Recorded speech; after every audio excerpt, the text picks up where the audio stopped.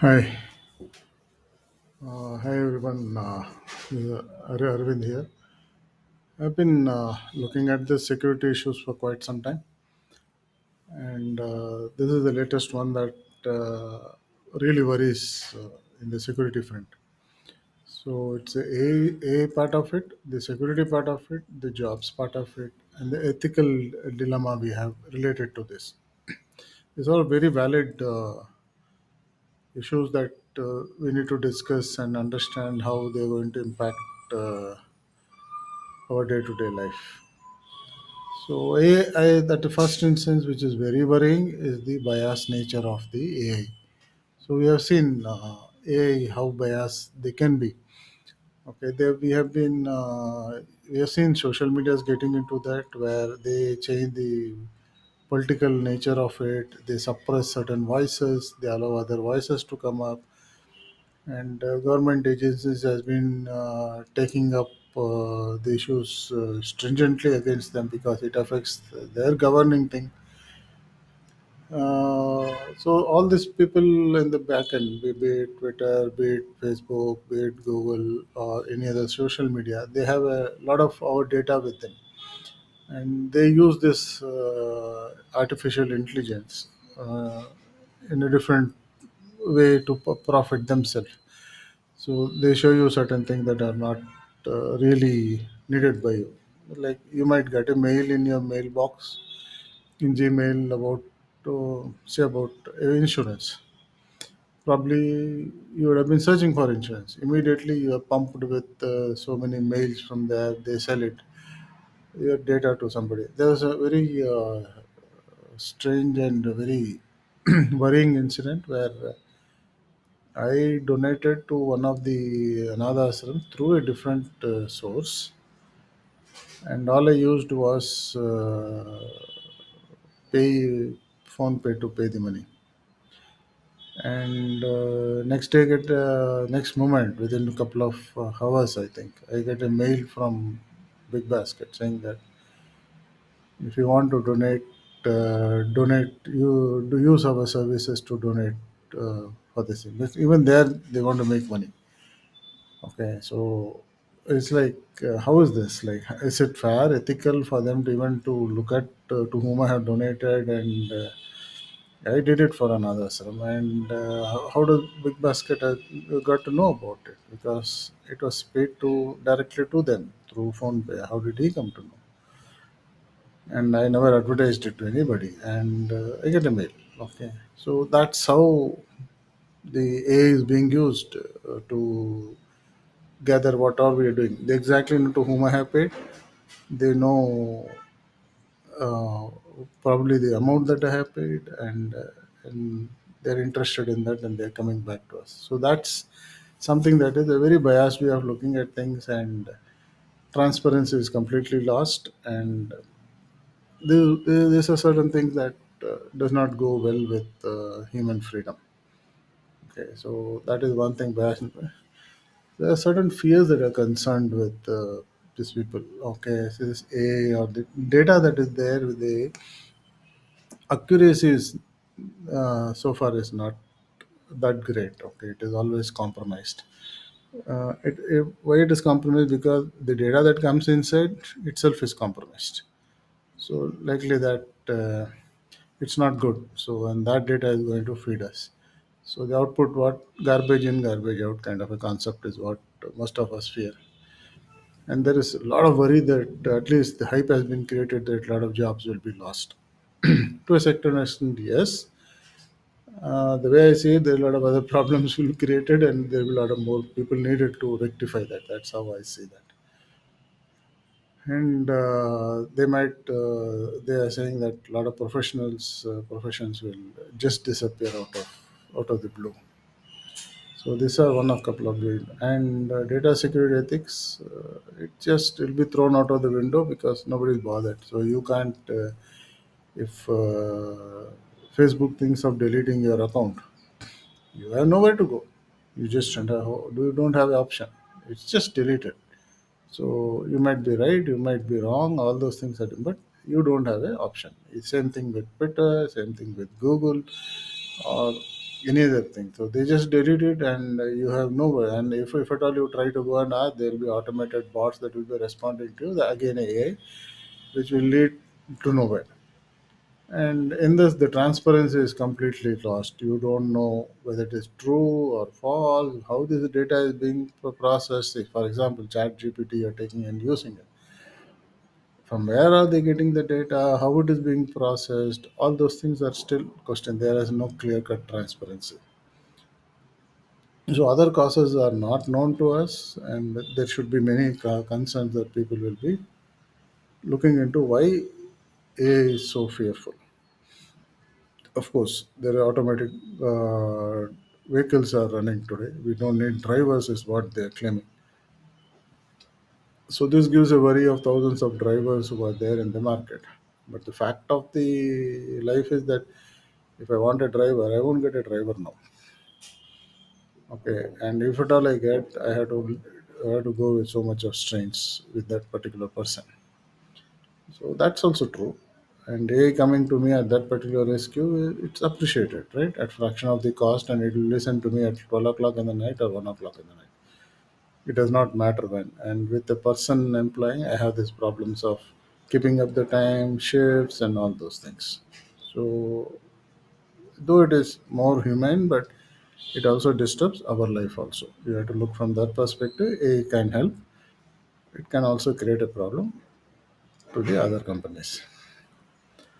Okay, the biggest of couple of biggest fear that when some of the agencies inquired the executives of various companies,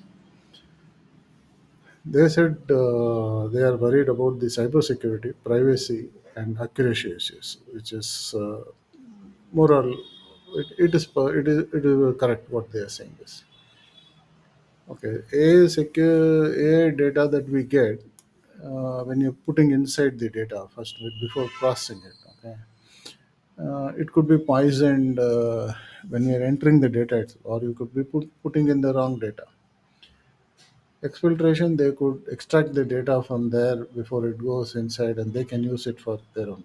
And leakage, we don't know how the leakage can happen because the way how the encryption works, access controls, who are going to monitor that.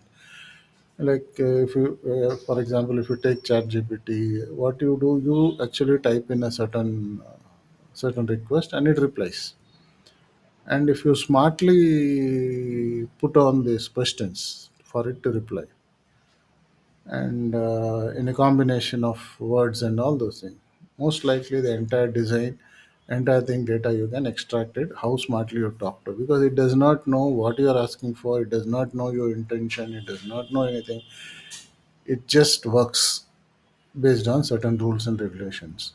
So your data also can be leaked, your information also can be leaked by smart people who are there in the market. So there is a security issue. And even chat gpt itself can be used for breaking encryption. Okay, you can write a code through that, break encryption, you can use that help of that.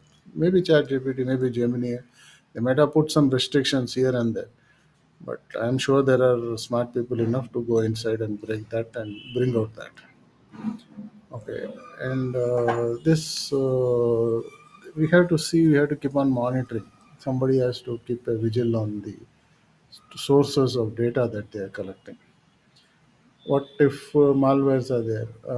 And most of these APIs are being used by this so-called AI. Okay, Gemini, so many other. Okay, they give you option to APIs, and that could be a potential risk for security risk. Okay, they might have taken some step, but still it's open for risks. And intellectual property. So easily you can steal the data. Okay, for somebody else work, you can easily steal it, and then you can put it, and then you can use it without any trace of you actually doing it. Because ultimately all the data is stored in a server, and whom will you go and catch? Even if that he will say is I took it from ChatGPT and I developed it. That's it. Over, job over. Where will you go and catch it? So there's a difficulty in understanding that and doing that. Guarding against when prompt injection. Prompt injection basically when you type in, you can type. So he can give so much of services request that the server itself may get blocked down. And so if somebody is giving commands to the AI, and if he finds out how it is working in the background or the model of operation, then it becomes easy for him to break in into the data, and he can generate all the data from that. Okay, so there are so many places, like first the data security should be there, then the processing of the model, how the security is there at the user end, and you can secure the database, you can secure, but the input of the data is again there is a problem there. You can do that. Once you do that, then you have the more processing of the data, how it gets processed perfectly, then the user, and from the user end is what you have this prompt injection. So they just have to quietly type in, and it has to respond. That's his job. So when it responds, they will get the data out. So this is one more risky thing that we have to address. Then what we can do is, the only thing that we can have to do is the age-old confidentiality, integrity, availability, triad we have to use. But we also have to have this fairness, unbiased, and ethical operations connected to that. And only when we have all these things working together, AI will be trusted. Until AI is going to be trusted, it is not going to take off. Okay, so this is going to be one big area of concern. Okay, privacy and security. Now, if you look at it, if you have to go for this chat GPTs and Geminis and so-called AI platforms, they need huge amount of processing and huge amount of data to operate. And there's no way you can store it on your local server, because on a laptop or something, you need humongous servers to operate that. And once you go to the humongous server to operate, it is in the cloud. And once it goes there, it is like you leave a digital footprint there. You cannot delete it. It's going to be there in multiple places. That means your privacy is at stake. And how it is going to be used, by whom it is going to be, again we don't have a. So here comes the transparency part of it. We don't know what is being done with our data, whether they are selling it or whether they're tracking it, they're mugging us, what we don't know. So privacy and security happens to be, like, you take free mailing service, obviously is going to track you. You get the paid one also, it's going to be in the cloud. We never know how it is going to be tracked. They might have memorandum of understanding, they might have signed up protection. There always will be one writer saying that, in spite of all this, we have taken care, but still it leaked. And we have seen so many court cases running on the social media platforms that they are running. It's all they are misusing the data, the privacy is being questioned. Today, everything about us there in the cloud. You want to know about me, just go into the cloud and search for it. You should probably get most of the details about me. When I started, when I go, just go to my LinkedIn, you will find all the details. From where I started, what is my career path, and everything. So it's cakewalk. In fact, we did a platform for one of the movie industries to this thing. In that platform, also, what we did was we just had to scrape through all the different sites, some APIs we had to do, and then collect the actors and other profile and put it in a place so that somebody who wants to search for a particular thing, he should be able to pick it up. We did it. Okay, we just had to buy APIs and then we had to do. So it's so easy to collect the data, including the rate, how much we should pay for that person and how much the actor charges. So this is what is the transparency of privacy. Okay, we have everything openly written there. So this is also of concern, and you can buy that. You just pay the API; they gives you at a fraction of a cost. You don't have to do this paid work. So then this transparency and explainability is like it's very difficult. You can never explain with what extent transparency is being maintained. Like I said, your social media account might be deleted. You don't even know where to go, what to go. Even if you respond, there'll be a bot responding to you. You won't know what to do. So there's no explanation for what they have done. Okay, and bots take care of most of the things, and it becomes a challenge. There's no responsibility. Like AI-driven car goes and hits a person, he dies. Who is responsible? Is the company responsible, or the car owner responsible, or the AI responsible? Whom will you catch? This is happening, right? We have seen a couple of cases, not couple, many. We don't know. And there was one incident where they were giving a demo of in US, I believe, they were giving military equipment which could fire at will and kill people. And when the prototype was being given them to the executives, it started shooting people randomly. I believe some people died in that, but before it could do anything, the engineer was nearby, went and stopped it, and the project was kept on hold. So there is a risk connected with the AI. So they're saying it can take a kill decision. How far it is going to be a kill decision, on what basis is going to take a kill decision, God only knows.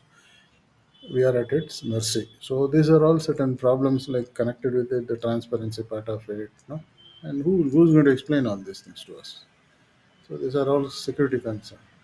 Accountability. Who is going to be accountable for something that A makes a mistake? Today, if you try it out, A is this thing. I would say that 50% is junk only what you get. So you have to literally go and rethink and redo that. That's how it comes. So who is going to take, if you believe that, and take the decision? Supposing in the legal system, if AI takes a call and says, and if it's wrong, who is going to be responsible for that? So accountability is missing here.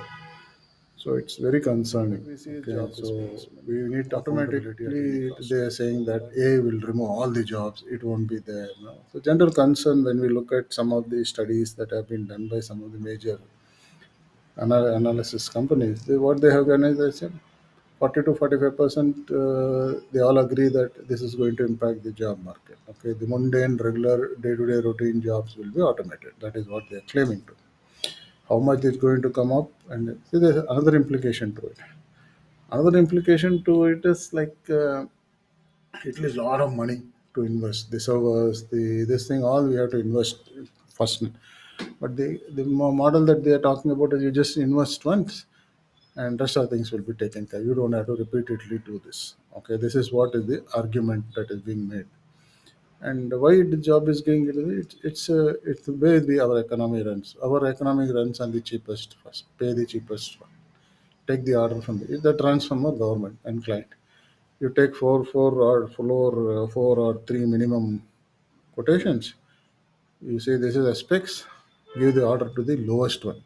Whether it is actually possible to do the job or not, don't worry. Just give the lowest one. If a project is worth about 1 million, if somebody is saying I'll do it 50,000 US, give it to 50,000. Who cares how he's going to do? So that's the way economics, because money has to be saved. I don't know what way they're going to save. They're going to save, and that is what is driving this A. And what is happening is the cost of living is going up. If you're talking about AI coming up and reducing everything and making more efficient and productivity is high, cost of living should come down, but it's the other way around. It is also going up. Okay, so everything is going up, and plus he's saying I'll give the job to somebody else. Mission systems will take care. So this is going to have a negative impact on the market. Okay. And what they're saying is no competitive talent from the market. So they are not able to pay because clients are paying less. So that is why we'll use AI. So these are all arguments that they are making just to make a few people rich. That's how I see it. It's not the because they don't want to pay it, or they want to become super rich and rich and rich. They want to become world's number one, world's number two. I think that's the attitude. So that is where all this thing comes up. Okay, so now this is I found it from one of the Thomas sites, one of the document that are there. He says risk people why they don't want to, they are afraid of changing this lifestyle. So that's 47%. That's a huge number for people to change, adapt to this AI. So they don't have the technology skills. That's 15%, and 27% say okay. They also are worried. So then they are saying individually they don't have the financial facility to invest in the new technology. Okay, so that is again a worried one.